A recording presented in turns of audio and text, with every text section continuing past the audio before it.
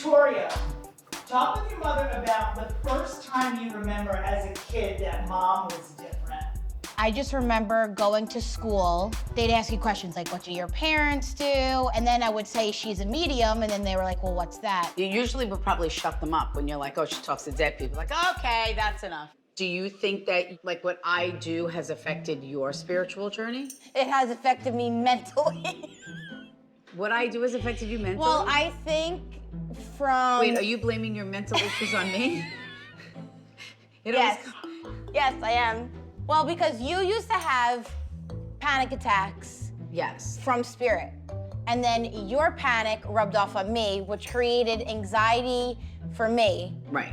Like, I feel like what I do absolutely is hereditary. I feel like you tend to sense and feel things that I don't think most people don't. I definitely notice things that potentially could be spiritual, but sometimes I ignore them. I feel there's some times where like I'll look and I think that I see somebody, and then I look again, and then like I see it again, and then I don't see it. I'll kind of like think in my head like, what was that or who was that? And then immediately I hear who it was or what it was. But I hear it in my own voice. People could have gifts, be sensitive, be able to channel spirit, sense and feel spirit, but that doesn't mean that that's what they should do for a living. But I think it's important to honor it so you can release the emotions that you carry or that you hold on to. This is how it goes. Trying to do an interview. What did Grandma say about the table? Table is for what? Glasses. Glasses. Not for... Glasses. You want to go to Grammy's? Go ahead. Go ahead. We'll go to Grammy's. Go to Grammy's. Bye. See you later. I come back. Okay, you come back. coming back, Perfect. everybody. I'm so glad she's coming back. We were so worried about that. No, but like, do you think that now it's hard because like with Michelina, because she's so young, but I notice some traits within her. Yes, and I want to ignore them. Just embrace them. Badly because I don't want her to go through like the anxiety. But you don't know that. You don't know that. Look, I know. she might outgrow it. I surely hope she does because she says some crazy thing. Like we were outside at this girl's house, a girl I did the photo shoot with. I'd never been to this woman's house before in my life. We're outside and she points and she goes, he's here, he's back. Remember when she was at Grandma's house and she was like, that's him. That's him, that's him. And I said, oh, is that the person that you were talking about with Grammy and Aunt Gina or somebody else? She goes, somebody else. And then we were driving in the car the other day and she said, there's a little boy in the back seat. She said, getting stickers. And I said, well, what is his name? And she goes, Micah. She might outgrow it, she might not. But just don't make a big deal about it. No, I don't make a big deal about it. The biting of the lip is nervous for me, though. That is something, you never did that, but she does bite her lip. Yeah, she does bite her lip, And she is kind of obsessed with Grandma. Like, yes, this is what I do for a living, but, you know, especially like, for the kids, I did feel bad about that because vacations and stuff, yeah. I'd be working and I'd be like, just stay upstairs for like 3 hours. And the one time I will never forget when I gave away your flute. Oh, I was pissed. But I bought it. It's not like you had to buy it with your own money. It doesn't matter. So I played the flute in high school, which I just pretended to play. I actually really didn't play. Anyway, I wanted to sell the flute to get money. And one day I come home and I'm like, where's my flute? And you're like, oh, I was doing a reading and I gave it to someone. Yeah, so you gave it to her. And I was really mad because I wanted to, you know, me and money.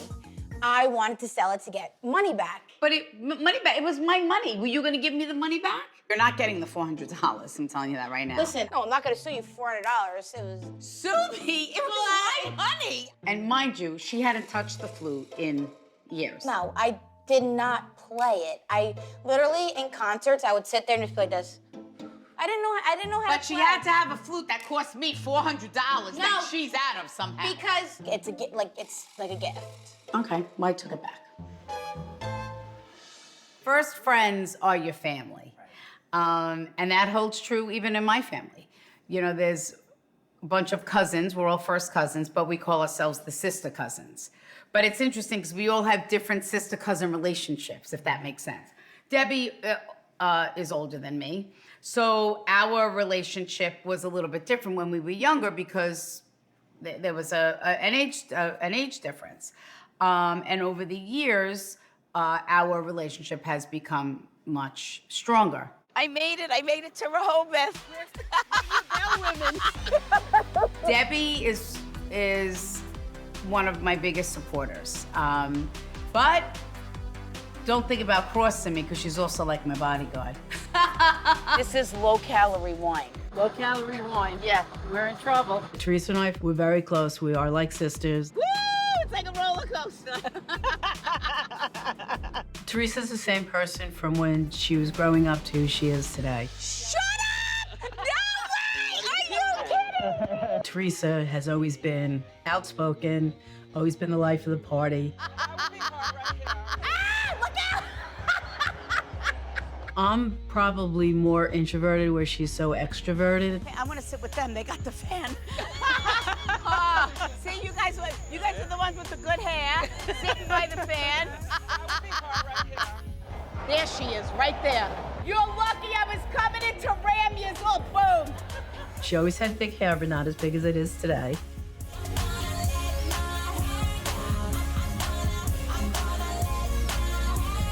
I gotta find a position. Now I gotta find a position. I didn't really know about her gift until I was in my early 20s, so she was in her late teens. We were all sitting in my nanny's bedroom, and Teresa's looking out a window. And I'm like, what are you looking at? And she said, Nanny. Nanny's at the window. And I'm like, are you freaking kidding me? Nanny's at the window? How can you see Nanny? She's gone. She left us. She's like, no, I see people. He like restricted my throat area. Deb, where are you going? My cousin, she left me. She gets nervous when I do this. I don't mean to, but all right. And the first time I really saw it, all of a sudden she'll like start pacing a little bit. The lip thing, the more time I spent with her, that's when I really started seeing it. If you ever come to Rehoboth. I do have that show in D.C. I know, that's Yeah. true. You should come on the way. It's really sort of freaky that you're like, all right, what's going on? Who are you getting ready to read? And she goes, what are you talking about? I said, your lips are moving. She goes, no, they're not. And I'm like, yeah, they are. I'm sorry. So I don't know if you know what I do for a living. I'm a medium, so I'm able to communicate with people that have died. Do you know someone that passed in a car accident or some type of tragedy? Yes. Okay. His uncle. Teresa's always been a special person, so it wasn't surprising that she could do something like this. But to the extent that she's done it and how far she has taken it, it's just amazing to watch. Oh my goodness,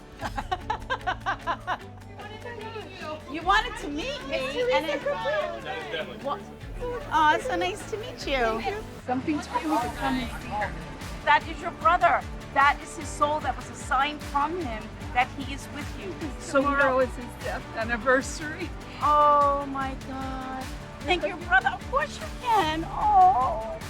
Oh my God. Well, your brother knew that you needed this. Thanks, Brian. Holy Matt. Sparkle. Look at you tonight. See that?